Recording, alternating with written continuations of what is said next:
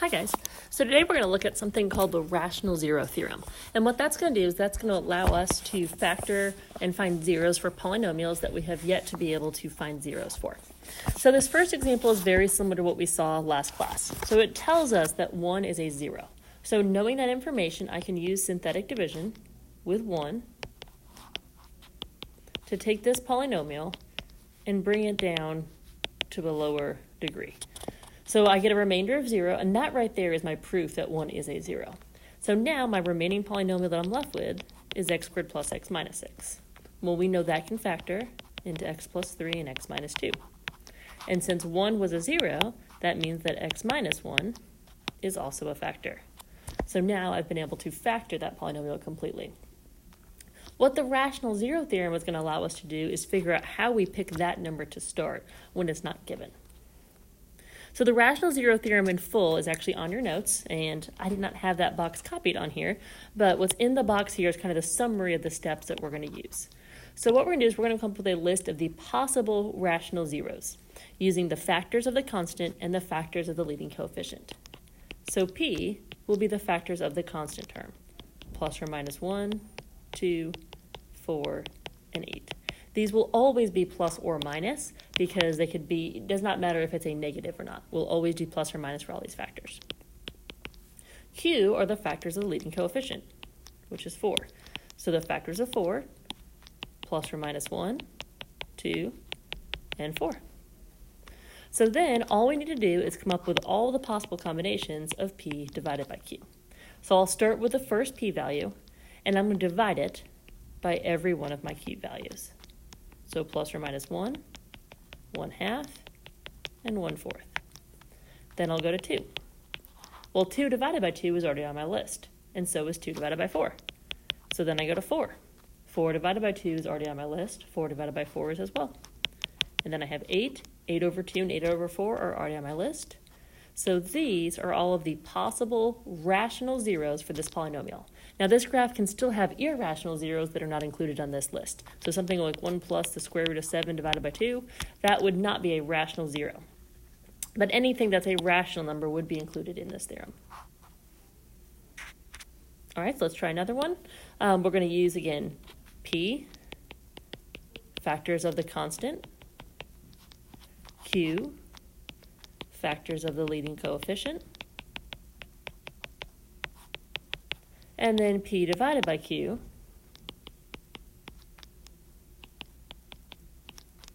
so 1 over 1, 1 over 2, 1 over 3, 1 over 6, 5, 5 over 2, 5 over 3, and 5 over 6. So in this case, none of them repeated. And I just have a long list of possible zeros. All right, so let's look at this one. So this is a case of us just combining everything all together. So this is very similar to the first example, except we don't know the starting point. So what we need to do to come up with our possible starting numbers is make the list of those possible P over Qs. So P values, I've got 1, 2, 3, and 6. Q values, I've got 1 and 2. So then I'm going to come up with the combinations of P divided by Q.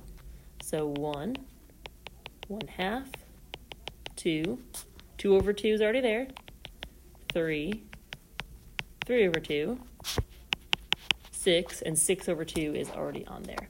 So now I need to pick just one of those numbers to start with. It does not matter what number. Let's say I start with 3, for example. So I'm going to list my coefficients, and I'm going to do synthetic division.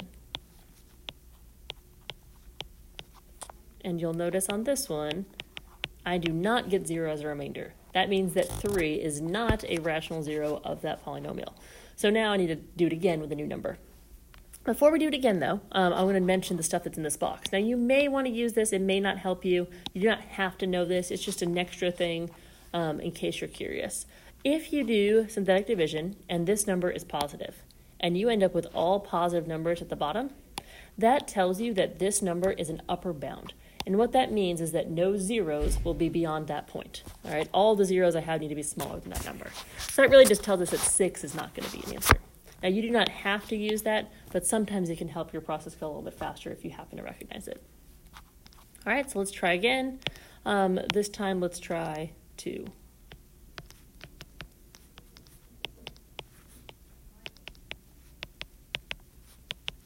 And it works. I get 0 as a remainder. The remaining polynomial is here. I can then factor that polynomial.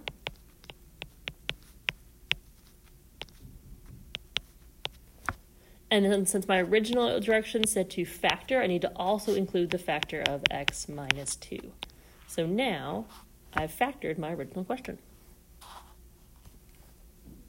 All right, so now let's look at one that doesn't start with degree 3. It's still going to be the same process. We start with our p over q's, which are actually a little bit easier in this one because my q value is just 1. So p over q is really just p.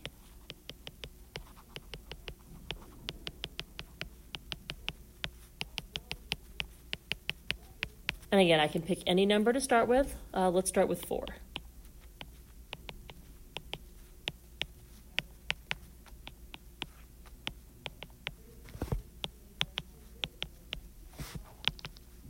And it works. So now that it works, though, the polynomial that I'm left with is not a quadratic. The polynomial that I'm left with is x cubed plus 0x squared minus 7x minus 6. So since it's not quadratic, I can't just factor it on its own. Sometimes these will work out to where you can factor them, but this is not a case where it does. So now I need to go through that whole process again. What's nice, at least about this time, though, is now I have a new p-value. My p-value now is 6. Well, if my p-value is 6, it's not going to be 24 or 12 or 4. I've narrowed those options down now for the second round. Some people have asked if this number can be used twice, and it is possible for that number to be used twice if it's still one of your p over q values for the new equation.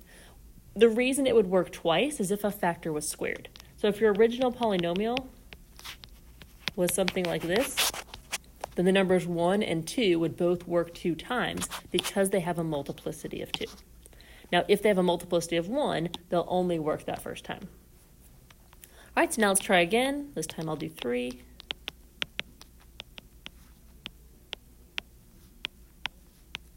And I get 0 as a remainder. Now I'm down to a quadratic, which I can factor. And then I include my other 2 factors that I already found. So x minus 4 and x minus 3.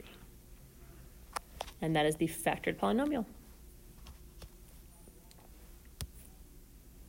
All right, very similar in this one, except now my goal is not just to factor, my goal is actually to find the zeros. And it does say to find all of the zeros. So that is going to include irrational and imaginary. So again, let's find our p over q values. Just the factors of 12.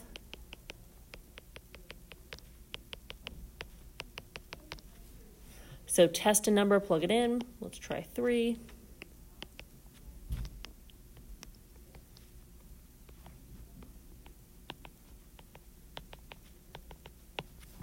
And I get 0 as a remainder. So 3 is a 0. Well, the polynomial that's left is quadratic. However, it's not factorable. Since it's not factorable, I need to use another method to solve this, either completing the square or quadratic formula. So let's go ahead and use quadratic formula.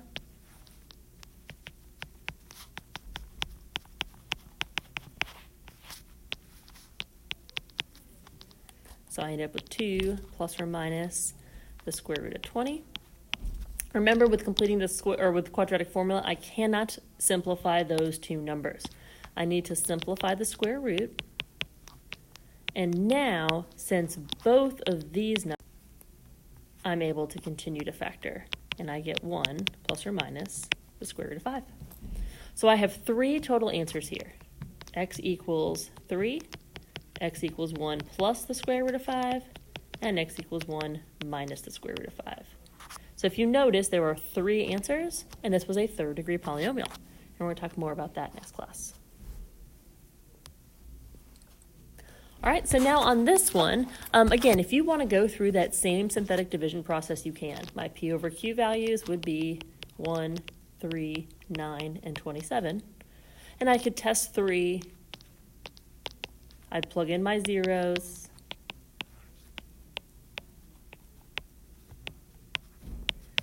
and I would get something that worked. I would then be down to a third degree.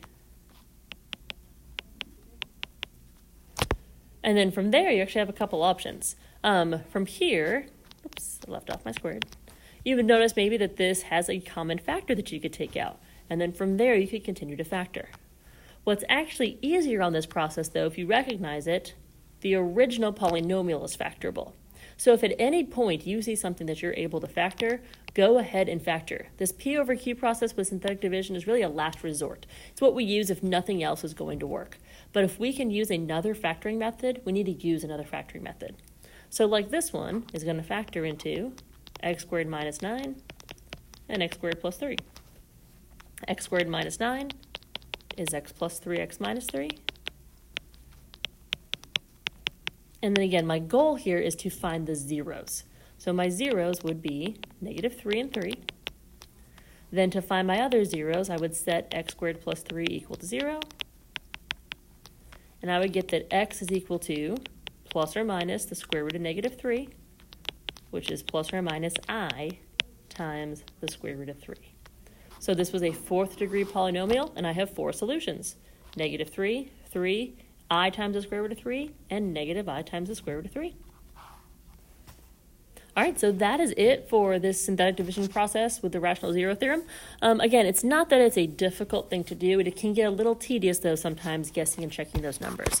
It will help you get a lot faster at synthetic division because you're going to do it a lot, but just remembering this process can help you when you get something that you can't factor otherwise.